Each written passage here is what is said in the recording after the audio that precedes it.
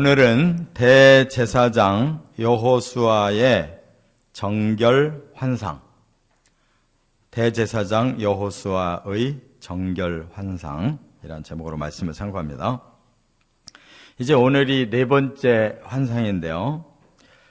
그 당시에 이제 성전을 재건하는데 앞장선 두 사람이 있죠. 정치 지도자 총독 스룹바벨, 그리고 종교 지도자 대제사장 여호수아가 있는데, 직접 그 시대의 종교 지도자인 대제사장 여호수아를 그 모델로 해서 하나님이 이제 환상으로 메시지를 주신 거예요. 그런데 그 당시 모습이 어디냐면 땅의 모습이 아니고 하늘의 모습입니다. 하나님 보좌 앞에서 이제 세 종류의 존재가 서 있어요. 누구냐? 이제 하나는 여호와의 천사가 서 있고, 그 앞에 대제사장 여호수아가 서 있고, 그 옆에 사탄이 서 있었다. 그래서요. 그것은 재판정이에요. 재판정. 하나님이 재판관이시고 죄인이 대제사장 여호수아고, 검사가 바로 사탄이고, 그리고 여호와의 천사가 변호사예요. 지금 그 광경을 이렇게 하늘 이 천상의 보좌에서 벌어지고 있는 일을 환상으로 스가랴에게 보여주는 거예요. 이 메시지가 뭐냐? 여기에서 중요한 건 정결이에요. 정결. 더러운 옷을 입고 있던 대제사장 여호수아에게 이제 그 옷을 벗기고 아름다운 옷, 그리고 아름다운 관을 씌웠다 하는 거예요. 그러니까 우리가 이걸 조금 영적으로 이렇게 들여다보면, 영의 세계의 재판이구나. 그 내용이 바로 죄의 문제구나 하는 걸 바로 알아들을 수가 있어요. 그런데 영적으로 이걸 해석을 안 하려고 하면 도대체가 무슨 의미인지 알 수가 없어요. 영적인 시각이 딱 띄면 바로 알아들을 수가 있어요. 그래서 우리가 다 하나님 앞에 가서 이런 재판을 받는구나. 우리의 죄 때문에 재판받을 때 바로 사탄은 우리를 고발하는구나. 저 사람이 이렇게 죄졌고 저렇게 죄졌으니까 이제 나한테 넘겨서 지옥으로 끌고 가게 해달라. 그럴 거고, 옆에 계신 예수님, 아니다. 저 사람은 이러저러해서 이미 죄를 다 씻었고 정결해졌으니 이제 하나님의 백성으로 하나님 나라에서 살아야 된다. 이렇게 얘기할 거예요. 너무 쉽잖아요. 바로 그 시대의 종교 대표 지도자를 통해서 예표로 이렇게 말씀을 하시고, 바로 예수 그리스도의 복음을 통해서 인류를 구원해서 하늘나라에서 그 심판을 통과하게 할 거라는 거예요. 할렐루야. 근데 이렇게 말씀이 풀어지는데도 하나 감격이 없고 할렐루야도 안 나와요? 정말 우리가 영이 열려야 되고, 하나님의 말씀은 창세부터 계시록까지가 영이지, 육적인 말씀, 이 세상에 뭐 무슨 영광이나 뭐 이 세상의 것을 누리게 하는 비결은 없어요. 여기는 잠시 있다가 사라지는, 우리를 사람으로 태어나게 하시고 우리를 하나님의 백성으로 만드시기 위해서 이 땅이 필요한 거지, 우리가 여기서 천년만년 누리라고 주신 땅이 아니에요. 이 영적인 인큐베이터일 뿐이에요. 우리를 변화시켜서 하나님의 나라의 백성 만드는 게 목적이에요. 꼭 깨달으시기 바랍니다. 그래서 세 가지를 여기서 보여주고 있어요. 첫째, 1절부터 3절은 여호수아의 더러운 모습을 보여주고 있어요. 여호수아가 대제사장이면 얼마나 거룩하고 아름다운 옷을 입어요. 근데 그 대제사장 여호수아의 옷이 아주 더럽다는 거예요. 그것은 바로 그의 직분이라든지 그의 역할을 볼 때 이 더러우면 안 되는 사람이잖아요. 그런데 바로 그 대제사장이 하나님 앞에 섰는데 그렇게 더러운 모습으로 서 있는 거예요. 바로 이는 선민의 대표를 의미해요. 지금 이스라엘을 하나님이 회복시키지만 회복이 덜 된 거예요.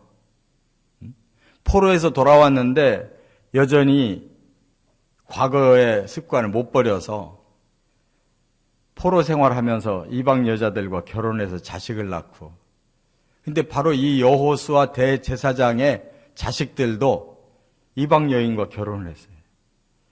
에스라서의 그 명단을 발표하는데 선민끼리 결혼한 가정은 족보에 쫙 올라가고 이방인들과 결혼한 자녀들은 거기서 고발을 하고 있어요. 대제사장의 자식들도 그렇다는 거예요. 그러니까 아주 하나님이 그런 그 모습들을 아주 정확하게 샘플로 뽑아서 지금 보여주시는 거예요. 이처럼 선민이 아직 하나님 앞에 제대로 돌아온 게 아니에요. 그래서 1차 포로로만 가지고 안 되니까 2차 포로에서 에스라를 불러서 율법으로 다시 정결케 하고 3차 포로에서 바로 느헤미야를 불러서 예루살렘 성곽을 세움으로 점점 하나님의 그 백성 도성으로 만들어져 가는 거예요. 그래서 이 모습을 바로 옆에 사탄이 고발하고 있어요. 사탄이 대적하더라. 대적이라는 것은 싸우는 거예요. 그러니까 사탄은 막 입에 거품을 물고 저 사람이 저렇게 악합니다. 겉과 속이 다릅니다. 하나님의 지도자가 거룩한 지도자가 아닙니다. 하고 막 다 죄를 까발기는 거죠. 그런데 바로 이것이 우리 사람의 운명이라는 거예요. 그래서 여호와의 그 천사가 그를 보고 이렇게 말해요. 아, 너는 불에서 꺼낸 그슬린 나무로구나. 탄식하고 있어요. 여호와의 천사가 그 여호수아 대제사장의 모습을 보고 한마디로 이렇게 표현하는 거예요. 불에서 꺼낸 그슬린 나무. 그 불에 그대로 넣었다 뜨면 어떻게 되겠어요? 타버리는 거지. 그건 지옥이에요. 그런데 여호와의 천사가 그를 끄집어낸다면 어떻게 되겠어요? 불에 그슬린 형편없는 나무지만 다시 살릴 수 있다는 거죠. 얼마나 짧으면서도 극적이면서도 얼마나 하나님의 그 사랑과 긍휼과 구원의 계획을 한 단어로 담고 있냔 말이에요. 우리 모두가 다 불에서 꺼낸 그슬린 나무예요. 우리는 영원히 불에 타버릴 수밖에 없는 존재인데 그래도 하나님이 불쌍히 여겨서 그 불에서 끄집어냈고 이 모습으로는 안 된다는 거예요. 그슬린 나무 아무 쓸모없는 거예요. 변화되어야 될 줄 믿습니다. 그래서 요한 웨슬레가 바로 이 말씀을 깨닫고 자기 자신을 나는 불에서 끄집어낸 그슬린 나무 같은 자라고 웨슬레 목사님이 스스로 자기를 겸손하게 그렇게 늘 표현했어요. 그게 정확한 우리들의 고백이에요. 우리가 이 땅에서 이렇게 멀쩡하게 대단한 것처럼 살아가도 우리는 겨우 불에서 하나님의 긍휼로 끄집어내서 잔뜩 그슬려 있고 이대로는 쓸모가 없는 뭔가가 새롭게 바뀌어야 되는 기회를 겨우 얻은 그런 존재라는 거예요. 두 번째, 그리고 이제 메시아가 바로 사탄을 책망하고 있어요. 사탄을 책망하고 있어요. 그게 뭐예요? 이제 변호하겠다는 거예요. 이 여호수아 대제사장을 이제 여호와의 천사가 변호하겠다는 거예요. 얼마나 정확해. 두 번째, 그렇게 변호를 해서 이제 4절과 5절에 보면 여호수아를 아름다운 옷으로 갈아입힌 모습을 보여주는 거예요. 여호와의 천사의 변호에 의해서 이제 그 불에서 꺼낸 그슬린 나무가 이제 변하는 거예요. 하나님이 명령하셨어요. 그 더러운 옷을 벗겨라. 이게 뭐예요? 너의 죄악을 제거했다는 거예요. 그 그슬린 상태를 싹 벗겨주신다는 거예요. 바로 앞에서 여호와의 천사가 변호했기 때문에 그것이 통한 거예요. 그래서 이제는 아름다운 옷을 입혀라. 정상적인 아름다운 옷을 입히고 또 스가랴 거기다가 또 하나를 탄원을 해요. 하나님 정결한 관도 씌워주세요. 이게 우리들의 소원 아니에요? 스가랴가 대표로, 사람을 대표로 그 자리에서 그 광경을 보고 막 너무 흥분한 거지. 아름다운 옷만이 아니라 대제사장은 머리에 관이 씌워져 있잖아요. 기왕이면 머리에 정결한 관까지 씌워달라고 스가랴가 한마디 했어요. 그때 그대로 또 하나님이 들어주셔요. 정결한 관도 씌워라. 그런 거예요. 어떠세요? 너무너무 성경 전체의 대주제잖아요. 이게 복음이지 뭐예요. 불에서 끄집어낸 끄슬린 나무 쓸모없는데 아직은 그래도 뭔가가 살아있어서 가능성을 가지고 있는 그러한 존재를 그리스도 예수께서 변호하셔서 그를 하나님 앞에서 변화시킬 수 있는 기회를 줬잖아요. 더러운 걸 벗겨내고 아름다운 걸 입히고 정결한 걸 씌워서 제대로 된 대제사장 여호수아를 만들어 놨다는 거예요. 이와 같이 여호와의 천사가 옆에서 그 일을 도와주듯 우리 예수님의 십자가의 보혈과 그 은혜의 복음 외에는 다른 방법이 없다는 거예요. 우리 스스로 변화될 수도 없고 사탄에게 그 죄인으로서 사로잡힌 사람은 그 사탄의 손아귀에서 벗어날 수가 없어요. 한번 그 법에 어긋나서 거기서 코너에 몰리면 빠져나올 길이 없는 거예요. 이러한 용서가 아니고는 다른 길이 없어요. 아무리 법망을 피하려고 해도 더 옥죄게 마련해. 그게 율법이라는 거예요. 세 번째, 6절부터 10절까지 여호수아에게 주신 언약. 바로 여호수아는 예표예요.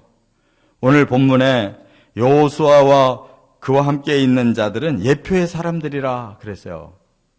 이 말은 너희들을 이제 표본으로 지금 사용하고 있는 거다. 너희가 다가 아니다. 그 말은 뭐예요?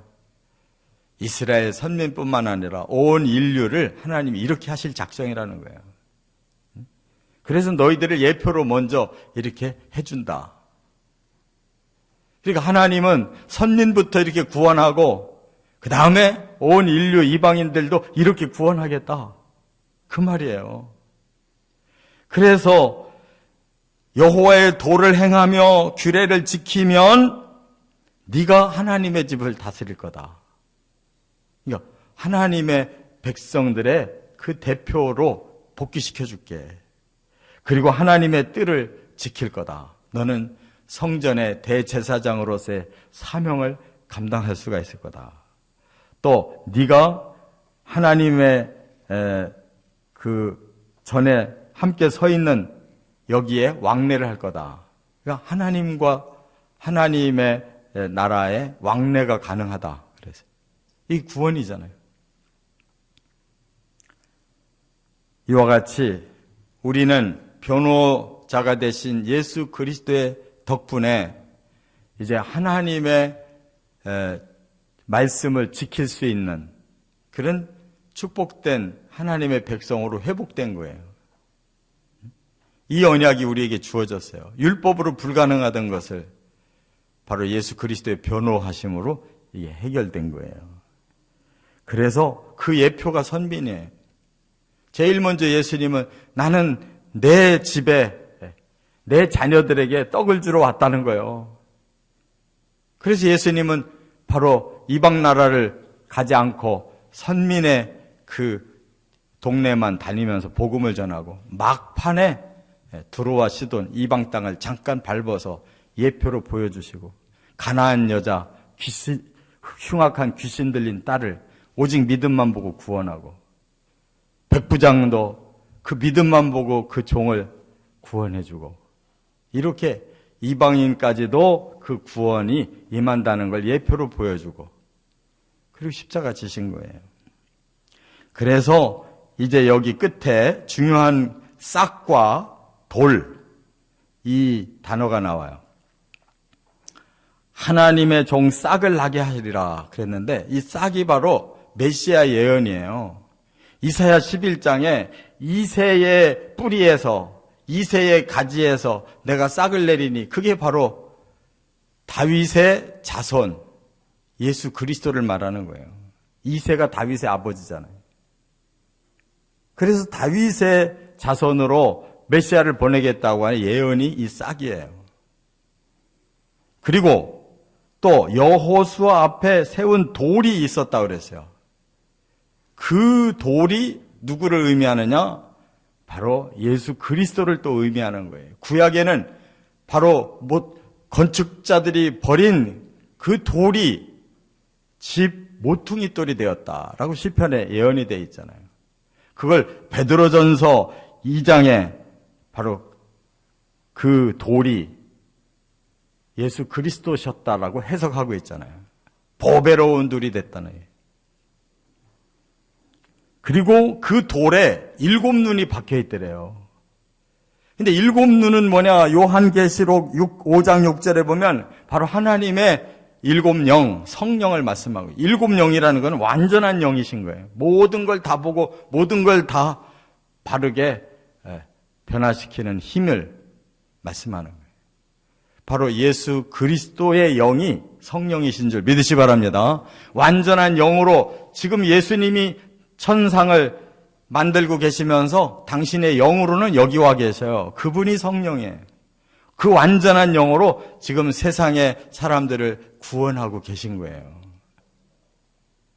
싹으로 오셔서 십자가 지시고 하나님의 7영으로 오셔서 이 세상의 사람들을 지금 구원하고 우리를 돕고 계신 거예요. 이게 복음이잖아요. 그리고 마지막 말씀이 뭐예요? 너희는 포도나무와 무화과나무 아래로 서로 초대할 거다. 이게 천국 모습인 거예요. 이스라엘에서 제일 좋은 그들의 열매는 포도나무 열매하고 무화과 열매인데, 그게 풍성하게 열리니까 서로 먹을 걸 나눠 먹으면서 서로 초대하더라. 이게 천국이지. 이게 복음인 거예요, 지금.